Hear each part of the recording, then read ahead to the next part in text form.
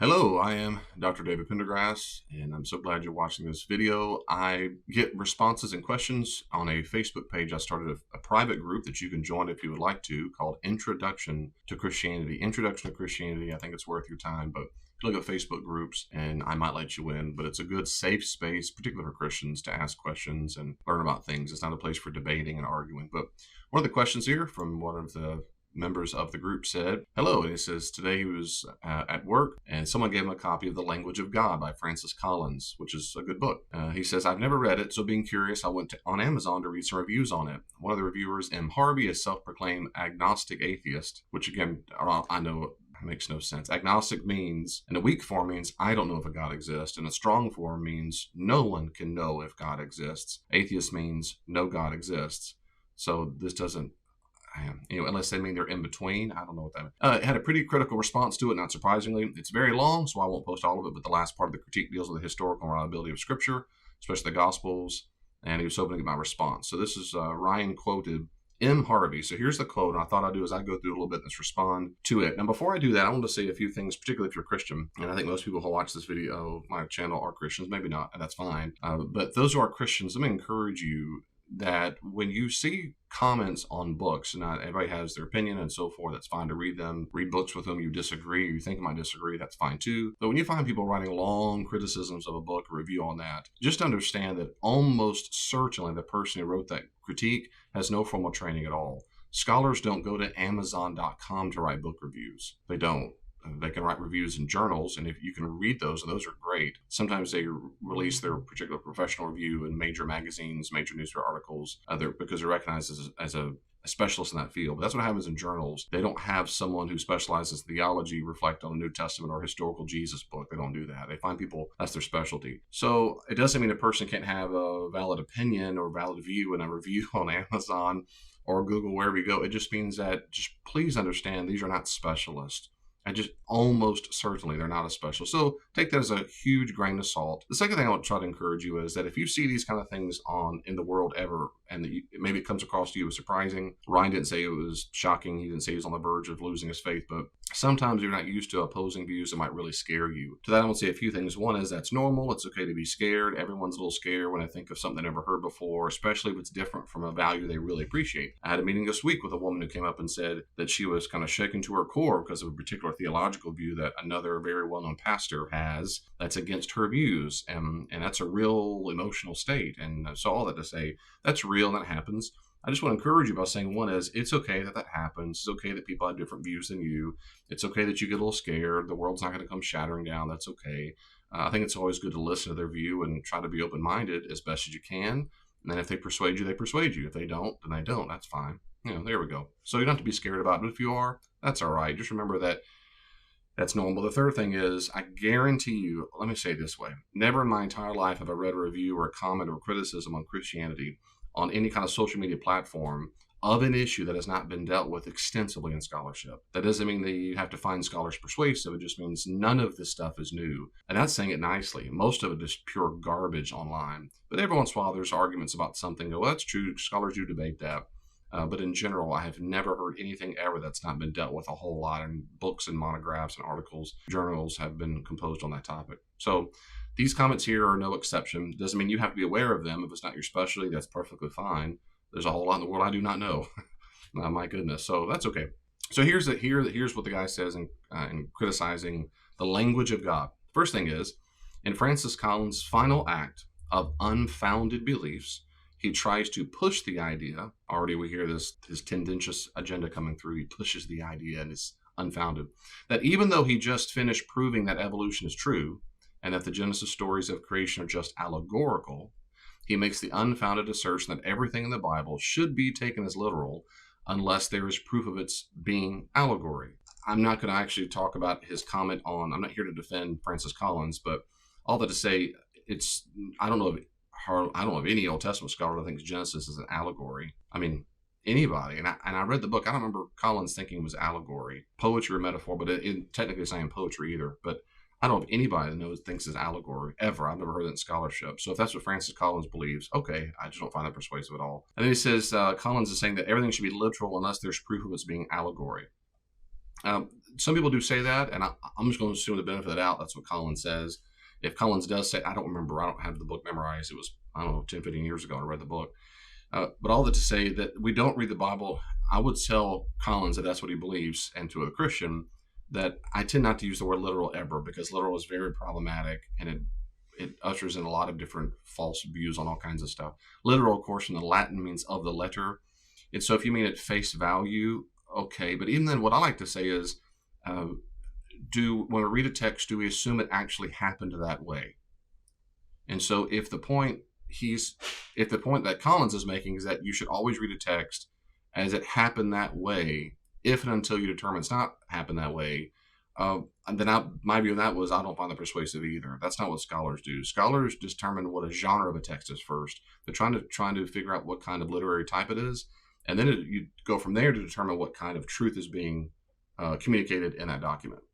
So it doesn't matter what scientific or theological view you bring to the text first. I mean, it matters, but in scholarship, we don't do that. We try to say, no, what's the genre first? So the first thing is not to determine if something is, well, always going to take everything at face value as it actually happened until proven otherwise.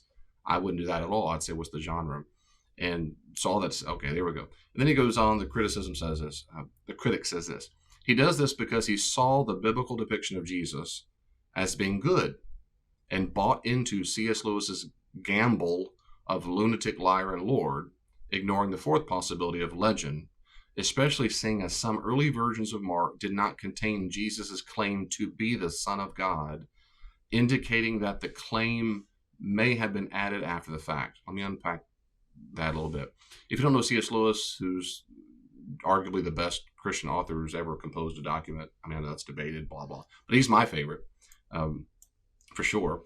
Lewis made the argument in Mere Christianity, which originally was a BBC radio broadcast. Eventually got codified into a book called Mere Christianity. It's in 3 parts. And in there he talks about how, if you read the gospel seriously, Lewis is responding to, in his day, back in the 40s, 50s, and 60s, and it's still popular to this day, to say things like Jesus was a good moral teacher. I really like him. I just respect him as a good moral teacher.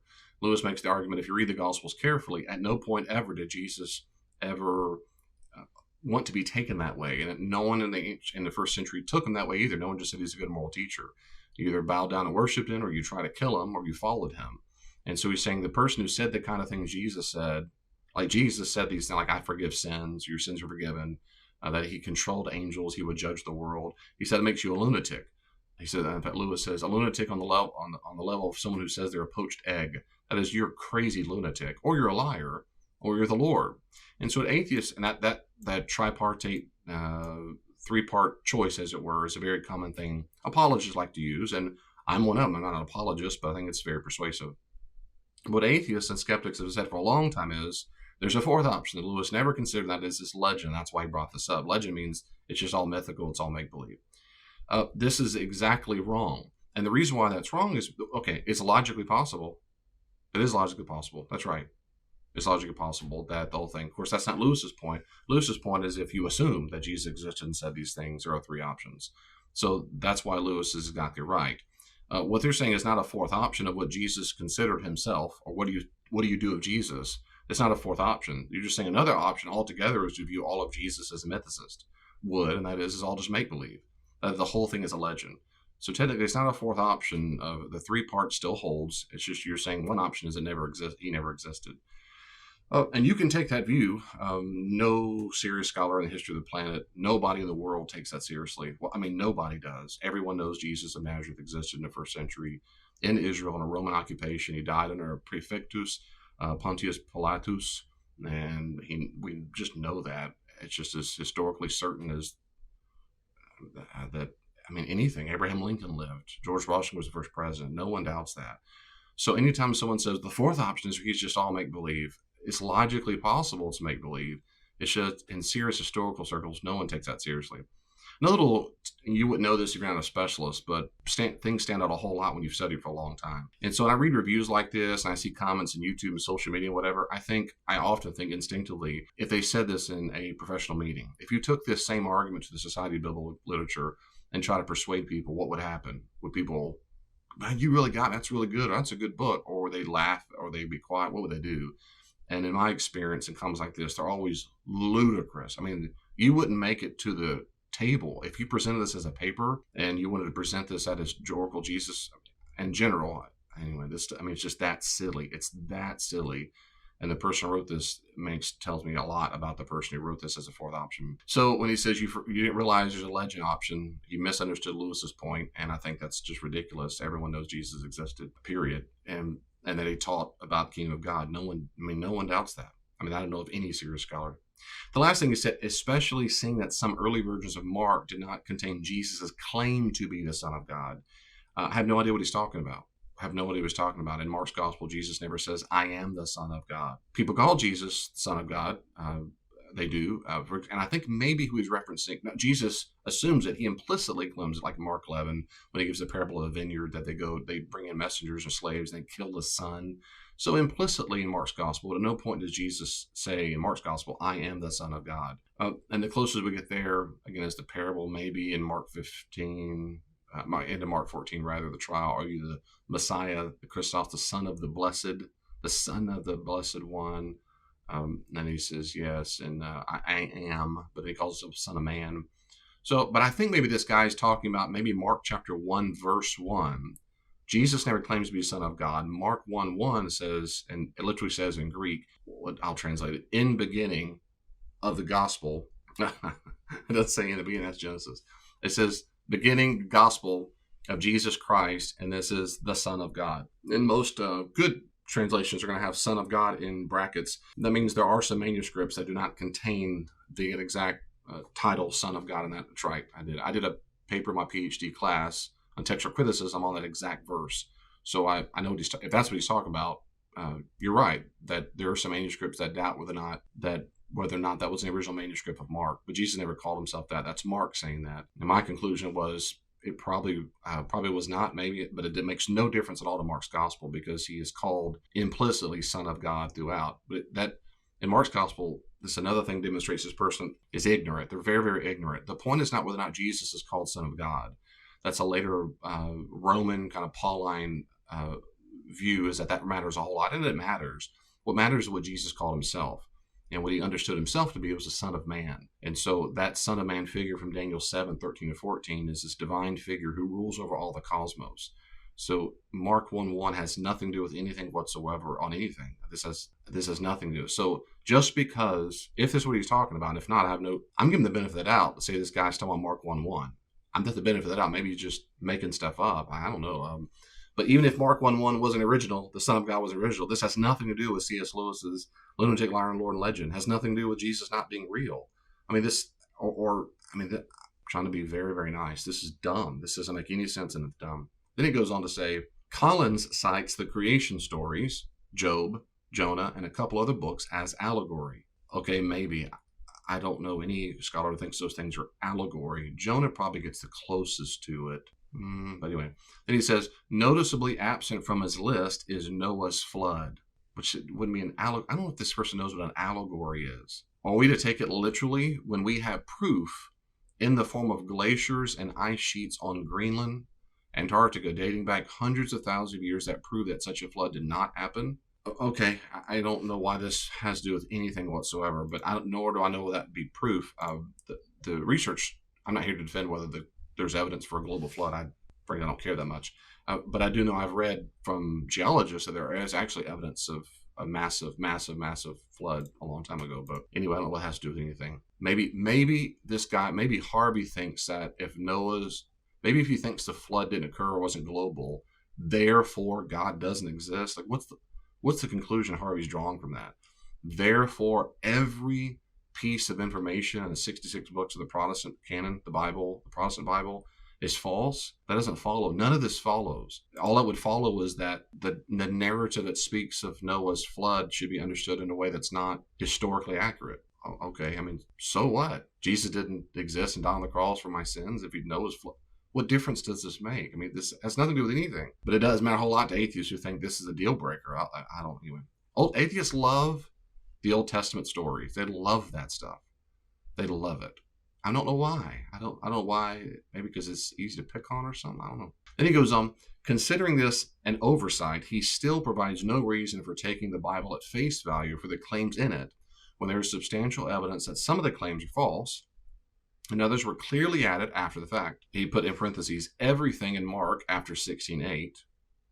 Well, that's true, that everything after Mark 16:8. So in scholarship, we call this the longer endings of Mark. There's probably two of them. And so the last verse of Mark, the oldest that we have, ends there. And that's when it says that the women fled. They said nothing to no one because they were afraid. After the angel said, go tell the disciples, meet you in Galilee. And so it is debated in textual criticism whether Mark originally ended his gospel there. And people argue that he did mean to. Others say, no, he didn't mean to. But what everyone agrees upon is that what comes after verse 8 in your translations was written by later scribes. That's true. So what does it have to do with being literal? Bible at face value. I don't know how this, I don't get it. I'm trying to get it. What does the longer ending of Mark 16 have to do with anything about face value? And do you think Francis Collins doesn't know about textual criticism or doesn't care? I don't get it. Then he goes on, here's some other examples that are clearly, in his view, clearly false. Substantial evidence they're false and they're clearly added. So Mark 16:8 and following. Some of the Old Testament prophecies, okay, maybe. And he says many, many others. Okay, we need to demonstrate those, and that's fine. Okay, what does that have to do with? He says, and many were just rewrites of existing documents. Most notably, Matthew and Luke both clearly borrowed most of their narrative from Mark, which is the first written gospel. Almost certainly, Matthew and Luke did use Mark. About 80-something, 85, 6%, 90% respectively, of Mark's gospel is used in those gospels. And it probably was the first written gospel. That's right. But that's it. In other words, there are independent Matthean sources, there are independent Lucan sources, and not to mention John's gospel. You have Pauline literature, and you have things that are, so what's the point there? You can't make the point. It cannot be Matthew and Luke simply rewrote Mark. I mean, you can make the point, but no one's going to find it persuasive. This is basic gospel studies 101. If you were to go to any get higher, I think maybe Harvey needs to go to school. I think it's the problem. Thank you, Harvey. You're welcome. I just solved your problem. Go to school. And in New Testament 101, you're going to learn these things that to you apparently seem like really big deal breakers, or I guess, I don't know what these are. Okay, then he goes on. He's almost done. His claim that two of the Gospels written by eyewitnesses, Matthew and John, strains credibility. When there is no proof as to who those Gospels written by, and the authors would have been in their late 80s or early hundreds when written, if the claim is to be believed. I'll say a few things about that. It's certainly possible that Matthew and John are the basis of the Gospels of Matthew and John. That is the actual disciples. It is debated in scholarship. There's no doubt about that. It's standard place in New Testament scholarship to argue that the Gospels themselves are anonymous documents. And so we don't know who wrote them. And that's because the manuscripts themselves don't say written by Mark, written by Matthew. So at best what we say is the best we have proof of is that they're anonymous documents. We know that in the early church, they referenced these documents. In fact, they call them, for example, if you can read several documents that talk about, you get to Papias and you have Eusebius and others, but Irenaeus, but I'm skipping around in the centuries. But the point is they'll call them the oracles of the apostles, then you'll have them the messages, the logia. I'm trying to how to translate that. But they're called different things. But the first time they're given names is not until about the early 2nd century. So we get to Irenaeus, then they're named. People like Bart Ehrman say, therefore, they never had names till Irenaeus made them up. Maybe, and New Testament scholarship, whatever it's worth, almost no one finds that persuasive. I don't find that persuasive. I think it's silly to think for 100 years those documents had no names whatsoever. They were called something, A, B, C, D, 1, 2, 3, 4, something. But we don't know what they called them before Irenaeus called them that. We don't, as far as proof goes. When he says it strains credibility because we don't know who they're written by, we don't proof who they're written by. I don't know what proof would count. If proof is Irenaeus, and every single time the documents are mentioned ever and given a name, they're always given the same 4 names, would that be proof? You would think one would say Matthew, Mark, Timothy, and JoJo, Britney Spears. They would make up, but it's always the same 4. That's pretty persuasive. There was at least an early tradition these 4 gospel writers were done. But we don't have it absolutely. But when he says written by eyewitness account, my second major point is when he says they're not written by eyewitness accounts because there's no proof they were written by the authors, the ones attributed to Matthew and John. That doesn't follow at all. It does not follow that because we're not sure who wrote the entire gospel.